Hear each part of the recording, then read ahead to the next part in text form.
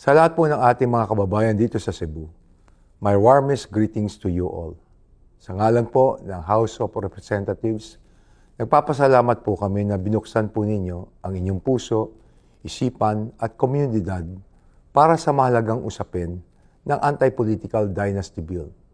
And to the people of Cavite, thank you for setting the tone in our first round of consultations.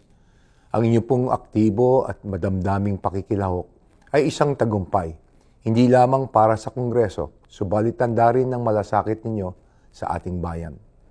Sa ating unang konsultasyon sa Cavite, nakita po natin kung gaano kainteresado ang mga Pilipinong makibahagi sa paksang ito.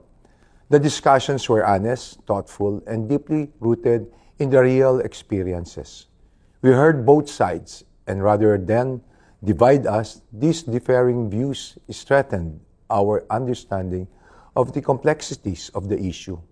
Now, we have a clearer appreciation of the balance that must be struck between people's right to choose and the broader goal of expanding opportunities for public service to more of our countrymen.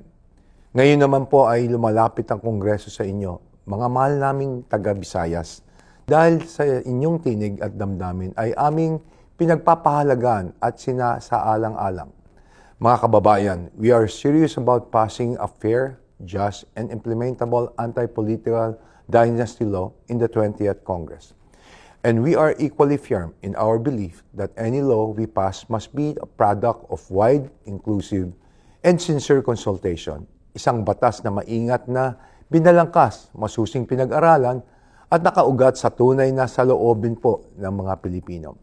Habang nagpapatuloy ang mga talakayang ito, hinihiling namin na manatiling bukas, magalang, at makabuluhan ang ating pong diskusyon. Ang kapulungan ay handang makinig at kumilos sa ikabubuti po ng ating bansa. Daghang salamat sa inyong tanan.